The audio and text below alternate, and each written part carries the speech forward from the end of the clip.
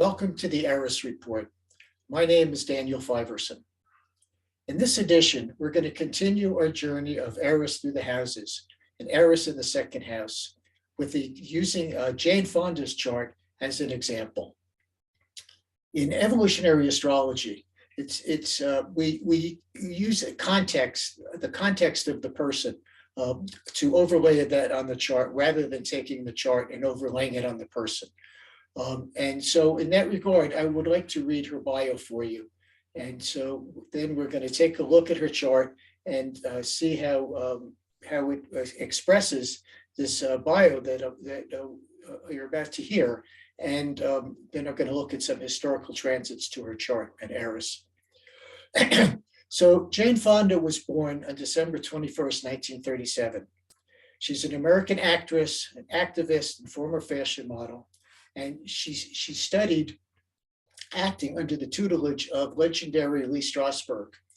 She's the winner of 2 Academy Awards, 2 British Academy of Film and Television BAFTA Awards, 7 Golden Globes, a Primetime Emmy, and 27 other award nominations. In her autobiography, My Life So Far, Fonda divides her life into 3 acts.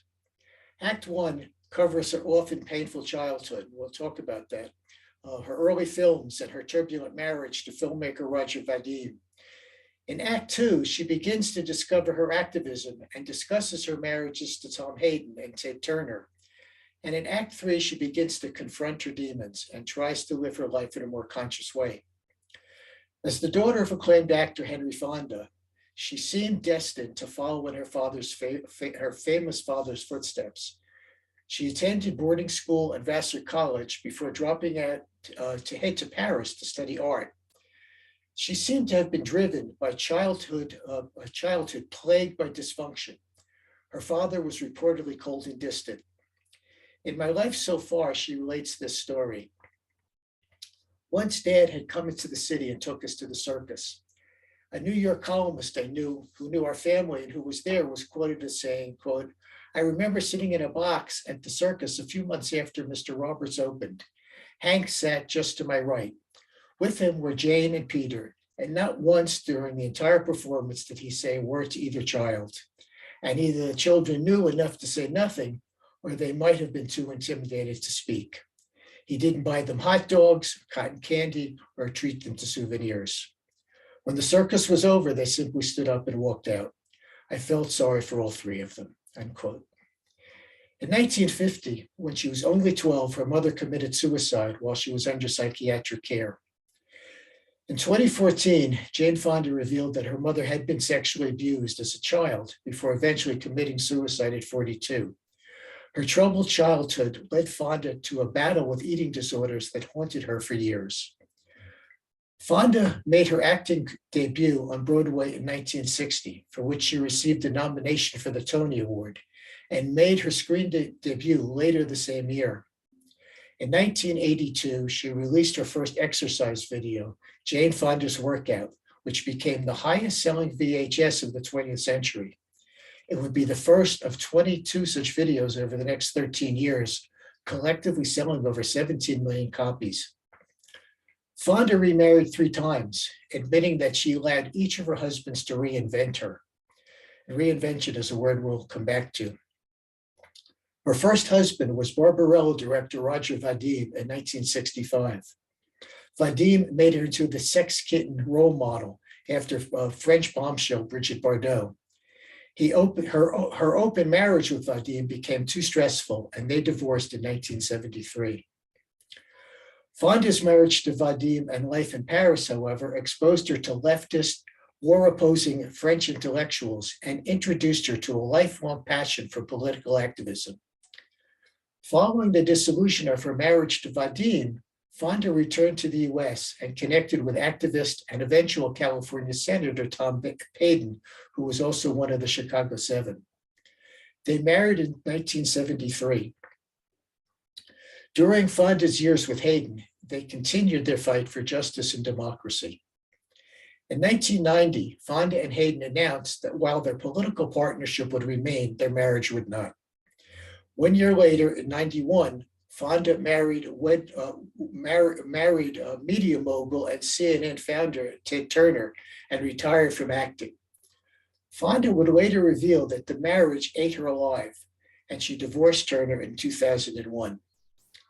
8 years later, she returned to Broadway in 2009 after a 49-year absence from the stage and earned a nomination for a Tony Award.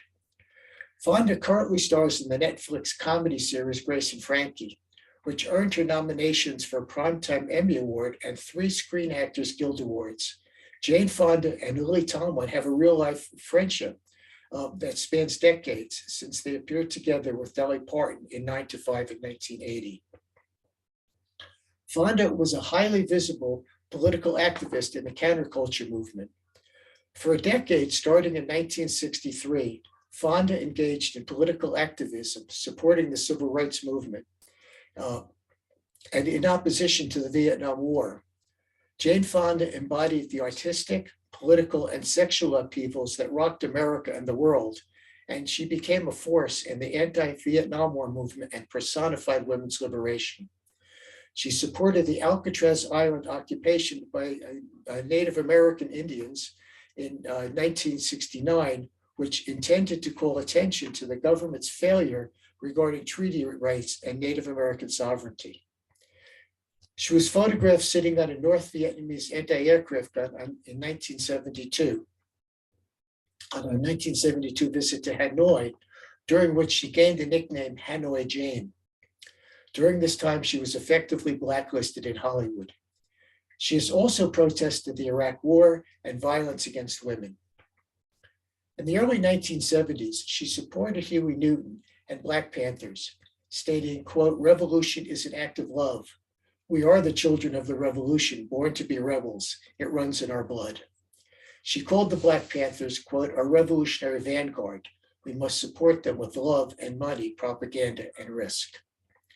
She's a feminist and environmental activist.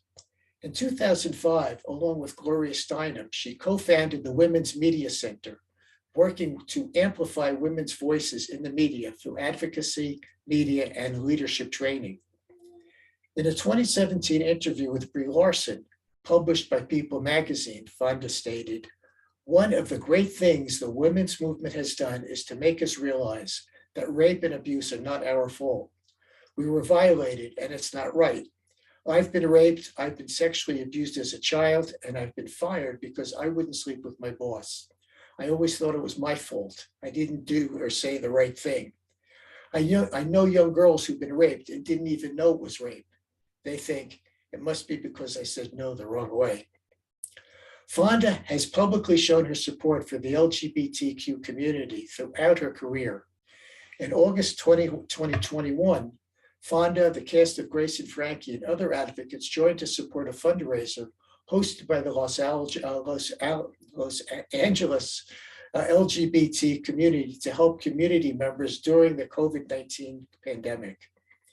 In October 2019, Fonda was arrested 4 times in consecutive weeks, protesting climate change with Grace and Frankie co-star Sam Waterston and actor Ted Danson. In a 2018 interview, Fonda stated that up to the age of 62, she had always felt that she had to seek the validation of men to prove to herself that she had value as a person, something she attributes to her mother's early death, leaving her without a female role model. Consequently, despite her professional success, she attached herself to alpha males, and we're going to see some of them, some of whom reinforced her feelings of inadequacy. Fonda said that she came to see that attitude as a failing of the men in her life.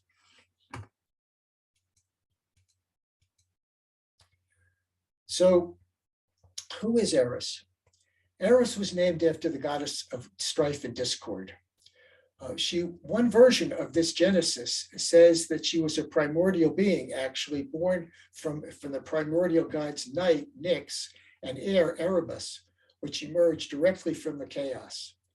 But a second version says that she's the sister of Eris, the Greek goddess of war.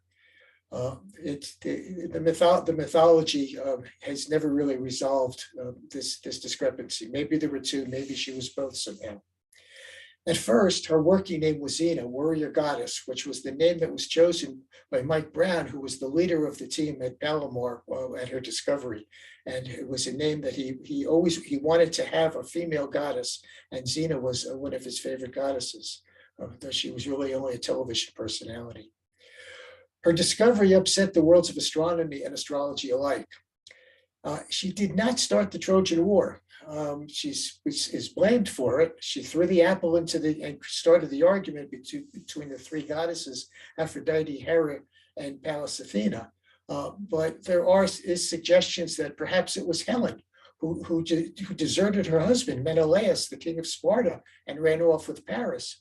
Or the Iliad tells tales, and it describes situations where perhaps it was the gods themselves, Hera and Pallas Athena, who were jealous of having lost the conflict, or Zeus, who was angry at the Greeks for invading Troy, or Apollo, who was angry with the Greeks for attacking the Trojans. There's many different versions here.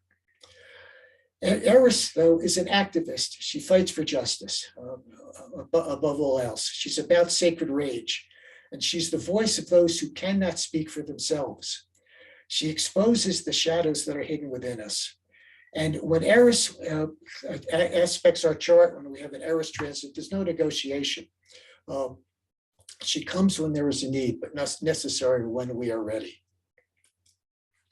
So I just want to talk very briefly about the houses themselves, since it's part of what we're doing has to do with that. It's not just about Eris, it's about the house that she resides in. So, just as a foundational understanding, the natural zodiac is a 12-letter multidimensional alphabet. The planet, the sign, and the house are all the same archetype. They just express in a different way. It's been said that perhaps the planet is the actor and the sign is the costume that the actor is wearing, and the house is the stage upon which it's all taking place. And each astrological house is an awakening. And each of the houses in sequences from Aries through Pisces unfolds as the evolution of consciousness. So the fire signs are about self-actualization, and the earth signs are substantiate, and the air signs intellectualize, and the water signs actually create self-awareness. And the evolution of consciousness really occurs through the water signs themselves. Cancer, Scorpio, and Pisces. All of the archetypes are expressed as both light and shadow. And the way that the archetype works is a reflection of the evolutionary state of the individual. Jeff Green really laid the groundwork for this in order to understand the chart, is we have to understand the evolutionary state of the individual itself. And this is not judgmental, it's observation. Observation and correlation.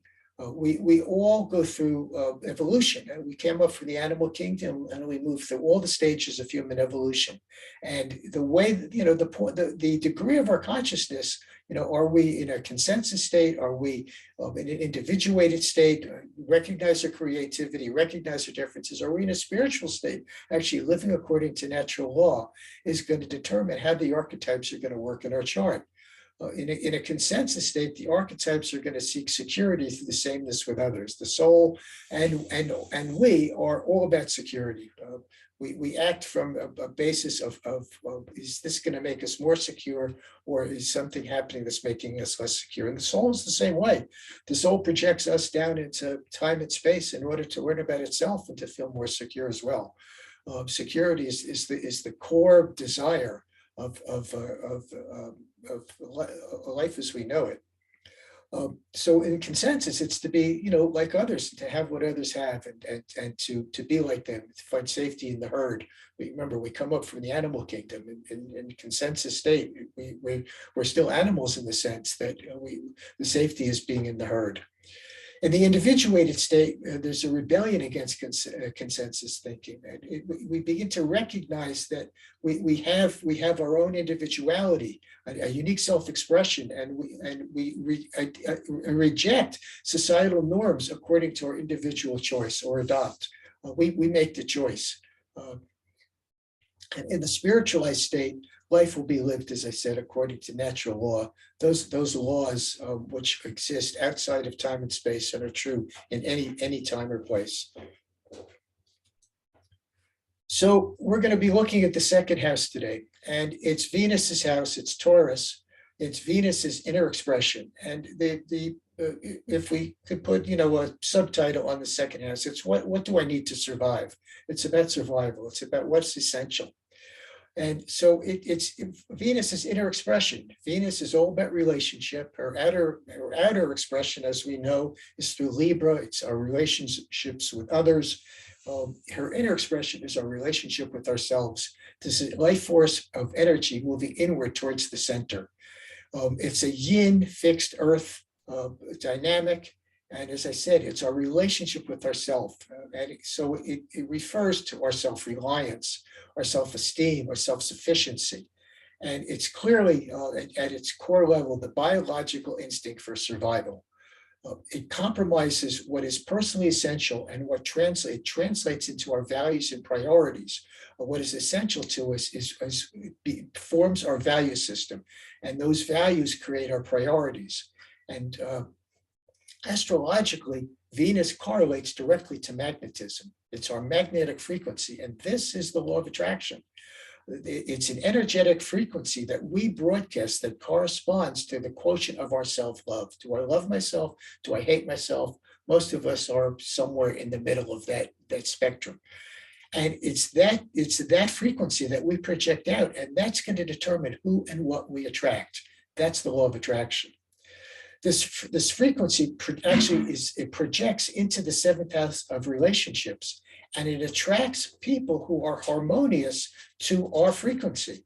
So, if we're carrying a payload of shadow material, low self-esteem, we attract someone who's magnetized to that vulnerability and probably is coming in to mine it and exploit it.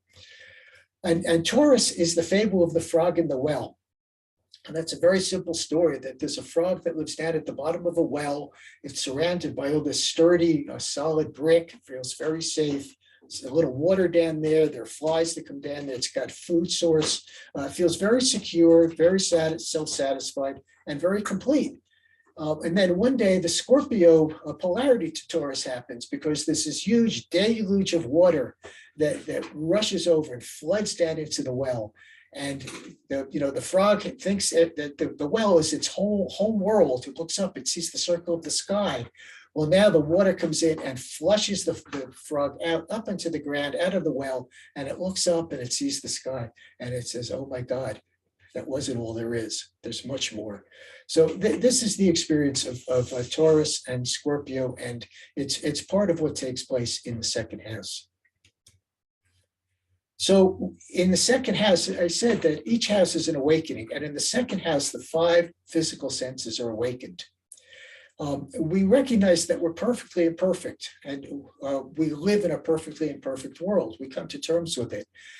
Jeff Green would say, how can a perfect God create an imperfect world? God must be perfectly imperfect as well, and also evolving just as we are.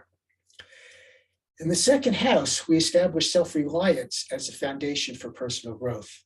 And we identify that which is essential for our life support.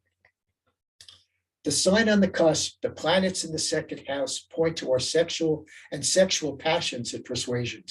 Sex is fundamental to survival for the species. Without it, we would not survive. There would be no evolution. There would be no species. There are 2 Eroses. There is an Eros who is also one of the primordial gods.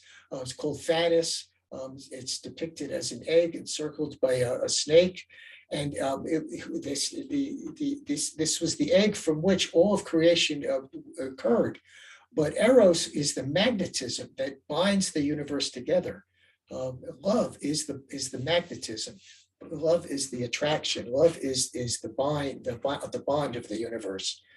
And the sign on the cusp of the second house, its ruler by sign, house, aspect, and any resident planets, and the location of Taurus in the chart correlate to our self-worth quotient and what we deem essential for our survival.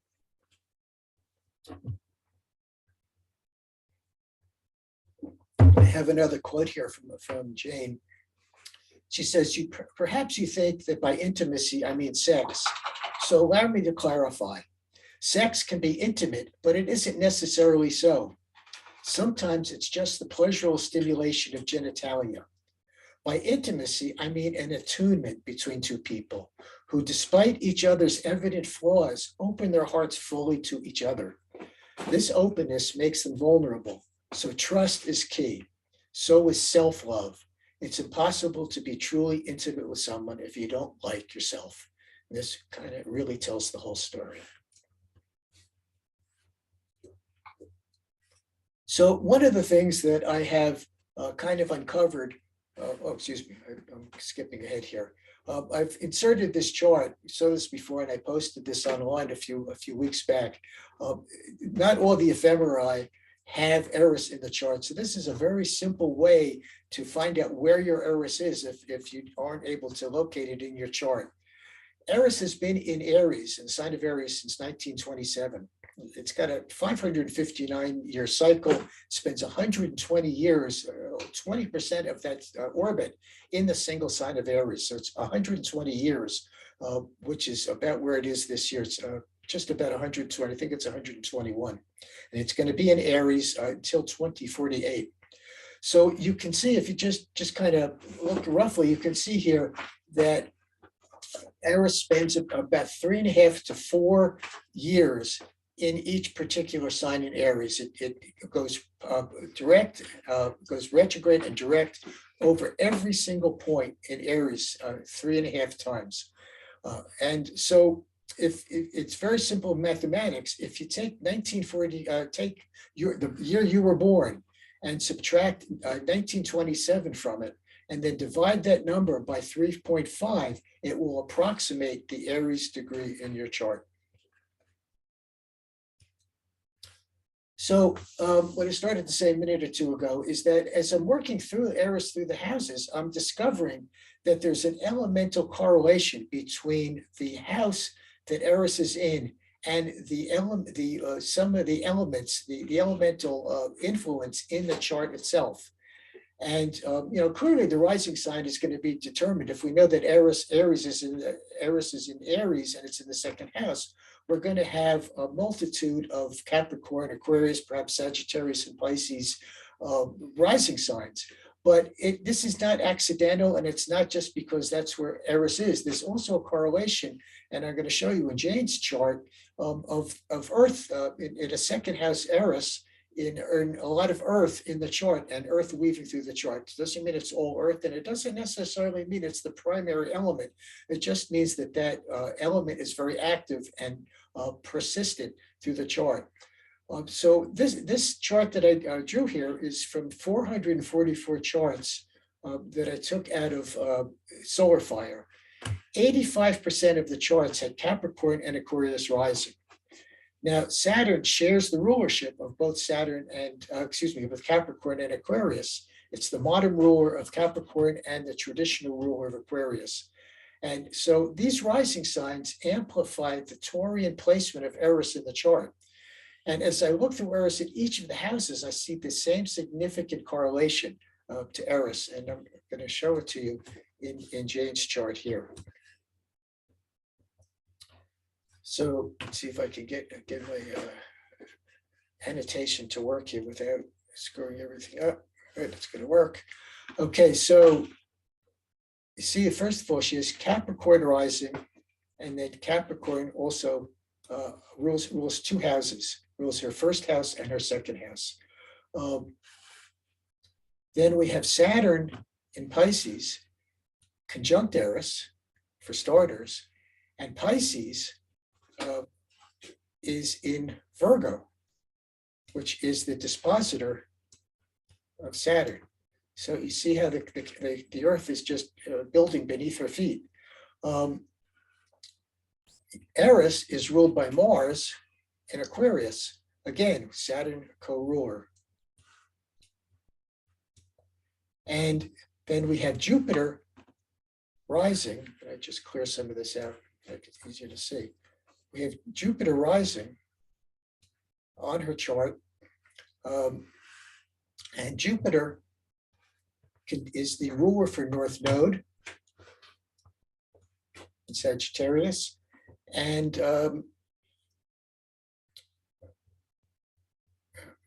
it is also the ruler for Sun in Sag. So we can see how this woven through the chart. And the ruler of her lunar south node in Gemini, which is ruled by, where's Mercury? Excuse me. Mercury took a detour. Mercury, you can't see it. I've got it covered up. Mercury in Capricorn, stationary. So we can say she's got, Sun and Moon in fire signs, Leo and Sagittarius, which is directing and actualizing all this grounded, generative Earth energy. But she has tremendous foundation of Earth, and it's why she's been able to establish the great career that she's had. And we'll come back to that. So, just going to read a couple of these quotes that I found really, really significant to understand her. So she said, have you ever noticed how we are presented with the same lessons over and over and over before a tipping point is reached? We can all speak to that, I'm sure. The lessons we need to learn circle around us, closing in until finally we are ready to take them in. Take them in. Those are the words that matter, because until I had embodied the lessons I was supposed to learn, absorbed them into the warp and woof of my being, they didn't take. They remained a head trip and didn't lead to changes in my behavior. The way that I kind of talk about this is that we, as we really learn through our direct emotional experience, just because we have an idea or somebody tells us something, the mental input really doesn't cause the change. It may start the process, but it's when we have some direct emotional experience that relates to that idea or that event or that circumstance that we change. She says, what Vadim gave me was huge. He reawakened me sexually. There was no doubt that part of my attraction to him and his life was because it was so different from the repressed style from which I had been raised. This was a quote in Vanity Fair. And then she said, some men have a hard time realizing that the women they're married to are strong and smart, and they have to diminish that because it makes them feel diminished. Too bad we have defined masculinity that is so easily shamed. And finally, it's never too late to change your life, never too late to be happy.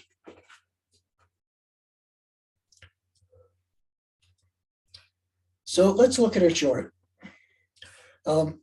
Just take a drink here. In evolutionary astrology, the entry point into the chart is going to be Pluto, because Pluto correlates to the soul. And so Jane has Pluto in Cancer, retrograde in her 7th house. 7th house is all about initiating many, many kinds of relationships in order, ones that mirror ourselves in some way, in order to reflect back to us so we can learn about ourselves. But Pluto in the 2nd house is also, in the 7th house, excuse me, also is about power and powerful people one-on-one. First of all, it's in Cancer, which refers back to her childhood and her family. She was born to royalty. She was actually a royalty. Her mother was royalty. Her mother was Lady Jane Seymour Fonda, who Henry Fonda married. So she was born a Lady Jane Seymour to her mother. But her father, more importantly, more significantly, was Hollywood royalty. Also, we have this Pluto in Cancer retrograde, I think, also refers back to the suicide of her mother when she was 12 years old. And she has had many, many relationships that defined herself, numerous prominent public relationships and powerful partners. Roger Vadim, Donald Sutherland, Tom Hayden, Ted Turner, Chris Christopherson. These are all men she's had relationships with. Jimmy Smits, Mick Jagger, and Geraldo Rivera. And the 7th house is Libra's house by archetype. So it's also about equality and balance. And so she fought for equality. She fought for a balance to empower herself with equality and balance her whole life. Saturn and Eris are trining. See, there's a trine here. Are trining Pluto. And so she learned to find her own self-authority and her own self-empowerment. With Pluto retrograde, she had to revisit her own power. She had to learn to stand in her own power again. And she became grounded in what was spiritually essential for humanity. Pallas Athena, which I referred to. Sorry about that. Keyboard got in the way, bad keyboard. Pallas Athena separates from a full phase opposition to Pluto. And most significantly, I covered it up, let me do this again. I didn't say this, Jupiter's at 0 degrees, Pallas is at 5 degrees of Aquarius. So here, she's got Capricorn on her ascendant. She is Capricorn rising. She meets the world with her authority. It's what she's learned to do as an individual. But behind all that is this Aquarian distance, this ability to push back and observe and learn. And it's also her rebelliousness, clearly. Coming forward through this Capricorn, expressing her self-empowerment through her rebellion. She was ready and willing to fight unflinchingly for what she believes. That's Pallas.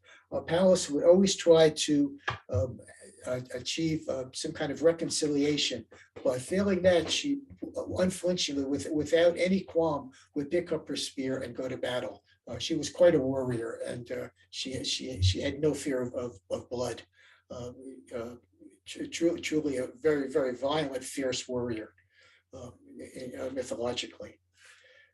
Pluto separates from a first quarter trine, to Eris. And so, Eris is anchored here in her essential need for equality and unanimity in the world. But there's a sense of resentment that drives her forward, wanting her to nurture and heal the world's injustices. And this I think is Hygeia. We think of Hygeia in terms of healing physical illnesses, but I think that Jane was obsessed with healing the world around her. That she grew up in a difficult childhood, her distant father, her mother who was gone, and all the problems that her mother had and she experienced through her childhood, drove her to want to make the world a better place for herself and not just for herself, also for others. You can see these green triangles here. These are yads. And a yod is the Hebrew word for a finger of God. And so we have two of them that are very, very powerful here in our chart. What a yod does is there are two planets here that are sextiling each other. It's two planets in a Ceres is now an planet. I forget that. And Pluto, and the Sun and Mars and Ceres are pressuring Pluto. So this is more pressure, more weight, more stress on her Pluto in her 7th house in terms of her relationships and how she is actually really meeting the world and expressing herself through the world. With Mars, with her activity, and with her Sun in Sagittarius. And Sagittarius really knows no bounds in terms of experience. It's very experiential. It's ruled by Jupiter, but Jupiter is also the co-ruler of Pisces.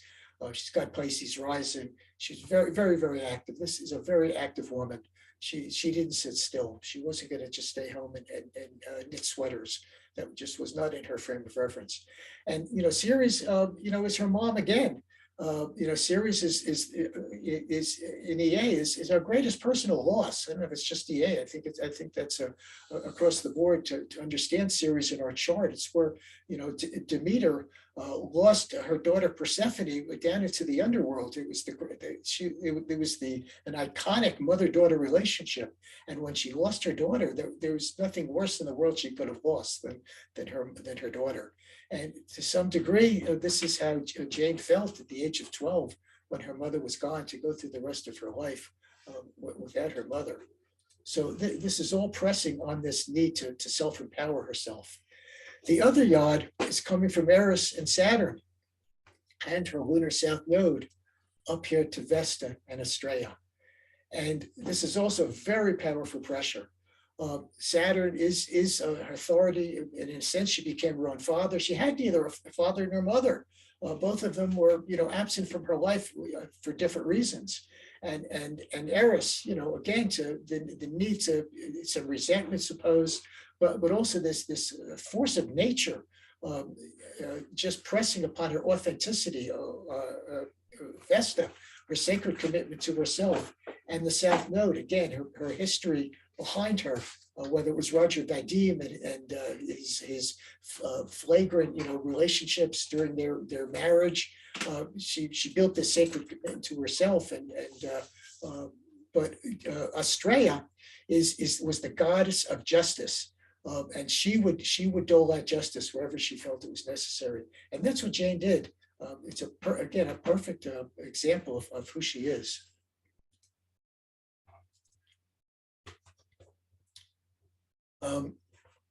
So we can look at the lunar nodes, and she's got a north node here in Sagittarius in her 10th house, not surprisingly, and her south node here in Gemini in her fourth house. Well, we know that the 10th house is the public sphere. It's the social sphere. It's status, it's social status. She certainly achieved it. And in Sagittarius, there were no bounds to the success, whether it was her exercise videos, her many acting awards, or her marriages to really significant people. She had a number of tremendous careers and tremendous public status.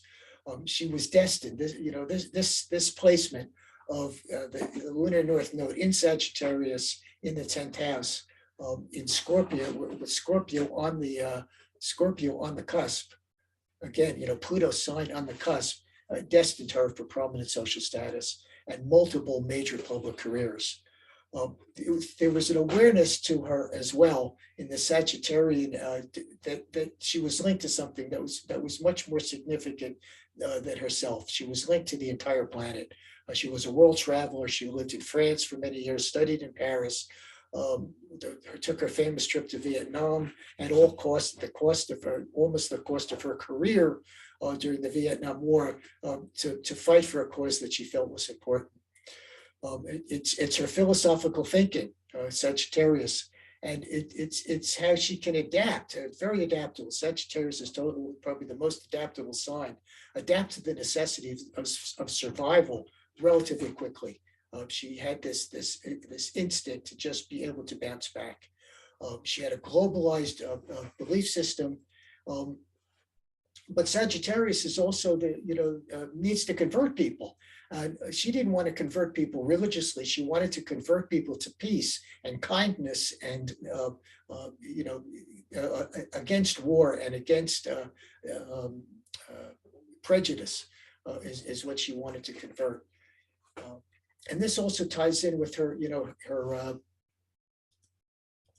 also ties in with her moon in Leo and her sun in Sag. The moon is in a disseminating phase. The disseminating phase is where there's a need to get out and share themselves in the world in some way. And in Leo, she shared herself literally. And the Sagittarius, it was part of her Sagittarius 11th house experience. She shared herself with the community. She shared her ideas, her beliefs, her talents. She shared it all unflinchingly and unselfishly. It's also her compassion. And as I said, it's her awareness of what's greater than herself. The lunar south node is her connection again, to her philosophies, but she was a great communicator, an actress, great actress. And she was about learning and teaching and writing and speaking. And she continues to reinvent herself through her ideas and personal philosophies. And again, all this fire in her moon and her sun, combination of Leo and Sagittarius can be a constant reinvention.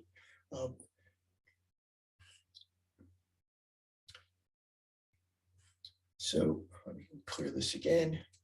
So just to look at her ERIS down here again, her ERIS is stationed.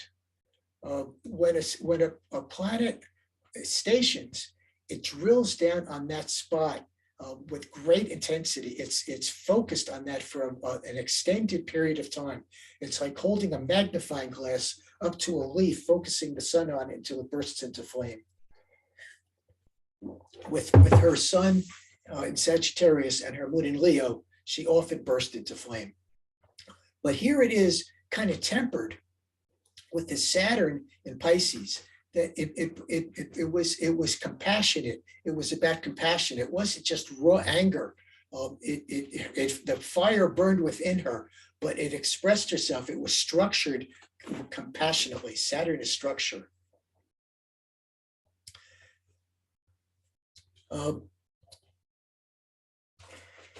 And she was totally empowered to be her own authority. Here in the second house, that was her value. That was her priority. Was to be her own self-authority. And as I talked about Hygeia. It's interesting to think about Pallas. One of the things about Pallas is she was her father's daughter. She never married. She resisted all advances from all the male gods who approached her. Jane was not exactly like that. Jane was the exact opposite. She was quite sexually active, but she was the opposite of her father's daughter. It's still there. She eventually superseded his fame and his accomplishments in some way, perhaps. That's an opinion. I don't know that we can definitely verify that. But she was clearly, this nodal axis, she was clearly programmed for fame and fortune. Jupiter in Aquarius on her ascendant, this is her constant reinvention right here. Her inner voice was so loud in her head, if you would, so clear and so precise and so demanding, perhaps. In this Aquarian mode, in this rebellious mode, again, coming through this Capricorn outer shell, if you would, structured by Capricorn, or inner shell, outer shell, I'm not sure which way it is. But the point being, it was all structured by Capricorn. It was all held together in a Capricorn way. And she constantly reinvented herself. From one career, from one marriage, from one relationship to another, and became a better person each time. It wasn't just that she went from one to the other and bounced back and forth between people and different careers, but she actually grew in her soul. She grew in her consciousness, as she described in that opening quote. She became a better person over time. So excuse me. Let's take a look at some of the transits to her chart. So the first chart that I have here is another suicide, which was in July of 1950. And like this annotation, but it's confusing. So here we see that Pluto was conjunct her moon. The lunar north node was opposite Eris. Uranus was conjunct her Chiron and squaring Eris. Ceres, again, her mom, her great loss. She had this huge going on up here in her 11th house. Ceres, Chiron, and Hygeia over her natal Venus and Sun. And Vesta, sanitation is great, but it kind of fills the screen after a while. Where is her Vesta? Just bear with me here. Oh, her Vesta is right on Saturn and Eris. So you can see what was going on in her chart here by these angles. And Pluto on her moon. I forgot the most important one. Pluto was conjunct her moon. This was all the passing of her mother.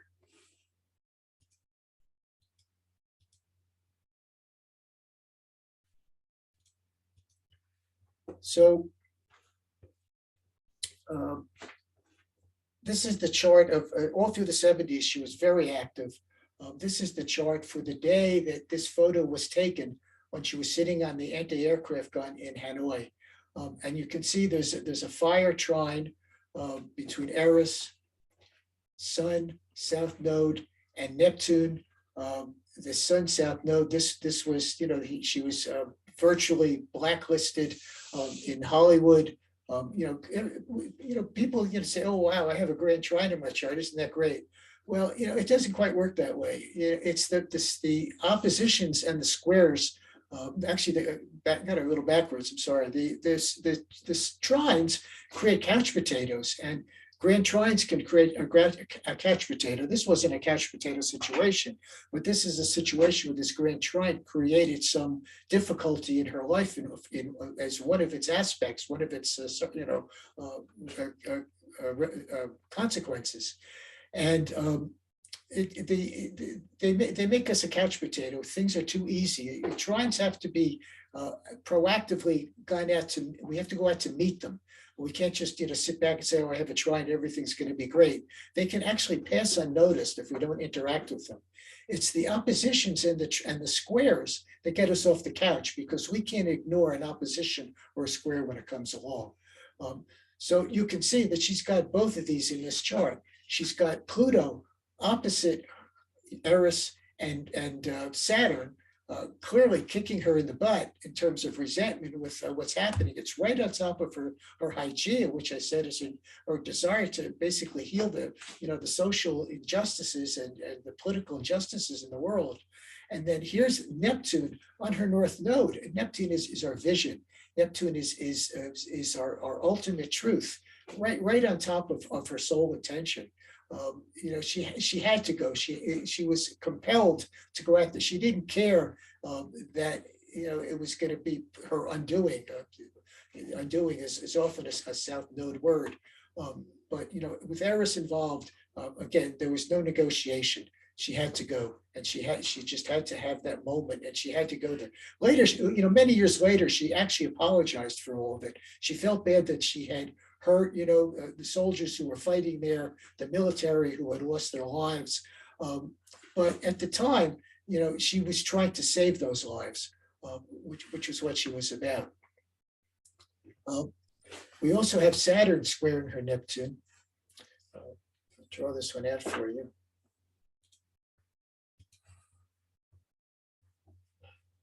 There's her Saturn. Here's her Saturn, and it's opposite her Neptune.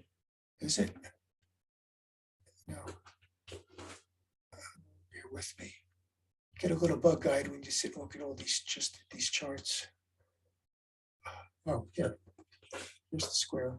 It's Neptune from Saturn. So again, she's got Neptune on her north node, Saturn squaring her Neptune. All this Neptune going on. Her vision was just very clear and very structured, and there was just no compromise with it. She was going to go where she was going to go. And Neptune was also trining her Pluto. We said that in this grand trine.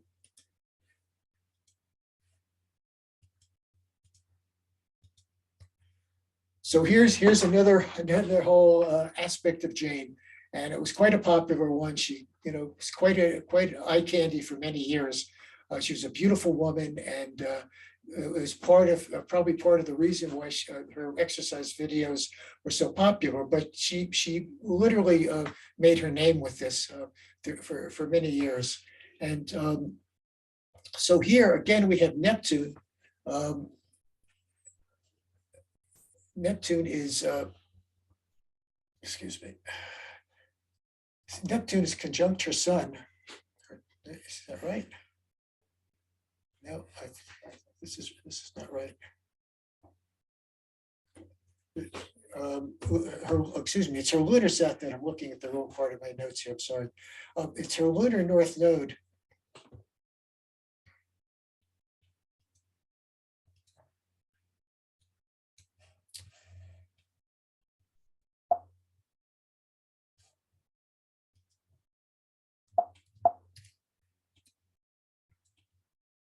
It's her lunar north node, which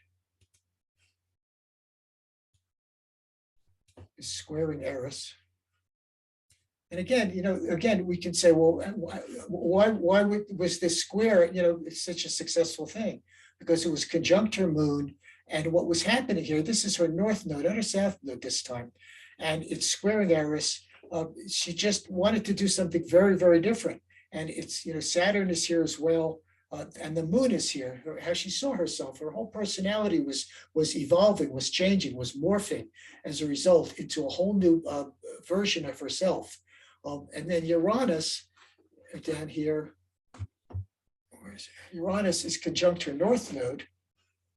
Again, Uranus and Aquarius is the polarity to Leo. And Leo is our personality. It's how we project ourselves in the world.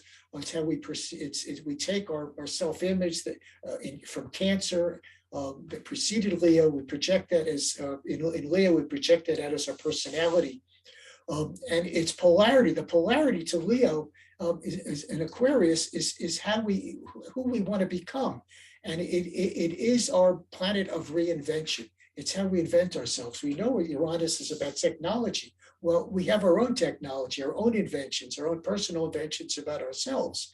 And we do it consciously or unconsciously. Sometimes we back into it. Sometimes we step into it consciously. But either way, that's what Uranus is doing for us, is helping us reinvent ourselves. And then we have the lunar south node here, conjunct Mercury. Again, in the 12th house. So it's a very Neptunian event because it's the 12th house. Her Mercury is there. Again, it's about her communication. It's about her speaking. And Eris is also squaring Mercury, and transiting Eris is trining Mercury. So there's all this pressure on our Mercury to go out and use her voice, use some new ideas in order to invent this. And it, again, became the most popular VHS series of the century.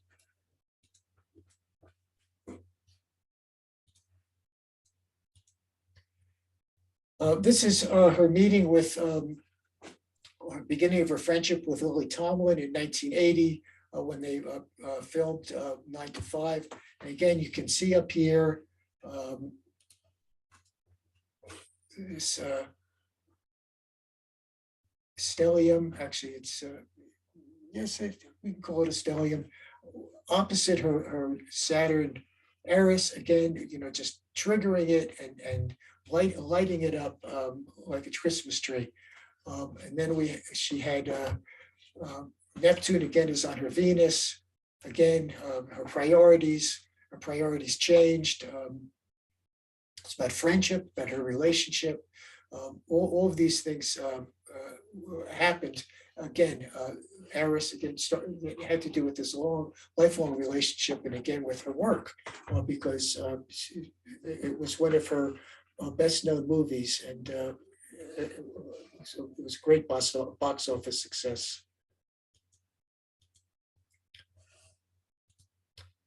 So what if we come away with, how do we work with Eris in the second house? So just in general, our natal charts are imprints that hold the schedule of people and circumstances that are going to appear over time, over the course of our lifetime. In the bardo, in concert with our higher self, the schedule's laid out. As I said here, I'm jumping ahead of my story, but our lives are going to unfold on schedule. And that's what astrology tells us. That's what the real beauty and value of astrology is, because it shows us that schedule. It's not predetermined. The events The arrival of the people and the circumstances perhaps is predetermined, but not the outcome. The outcome is still up to us. And elemental frameworks supports the house placement of ERIS, as I showed you. That all of the Earth energy, all the Capricorn, Virgo, and Taurus that was in her chart, that was channeled through her, all the fire that she had in her personality. ERIS defines a person's values and priorities. So with ERIS there, those values and priorities are going to be accentuated. They're going to be elevated. They're going to be advanced and enlarged and really emboldened. Our values and our priorities determine what we believe, and they format our understanding of the world around us, and they become our choices and our behavior. We act according to what our priorities are. And transits from outer planets to ERIS trigger the significant life events for us. They're clearly our triggers. And it's an important point in the chart that we've only begun to learn about and to study. There's much more information that I think will be revealed as time unfolds. And the evolutionary state of the individual, as I said, determines the expression of those transits, because facilitating and challenging transits to ERIS can express as both positive and negative influences. And again, it depends on the consciousness that's brought to it and the intention that's brought to it. And the outcome of those challenges are not predetermined. It's how we react or respond when these circumstances appear, when these people show up, these relationships show up, as to whether they will be positive or negative. Next month, ERIS in the third house, we're going to look at Alan Watts, who was clearly one of my favorite thinkers, mystics, writers, role model. Going to dive into his life and his chart next month. This is how you can reach me. I do consultations from an evolutionary astrology perspective. We can help you find your purpose, find your passion. We're here for a reason. We didn't just land here by accident. There's a reason we're here.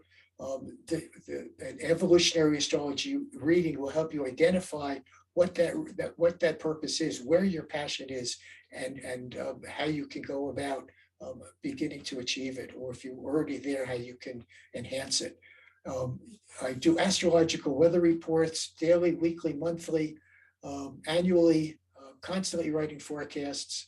You can read them on my website, forevolutionaryastrology.com.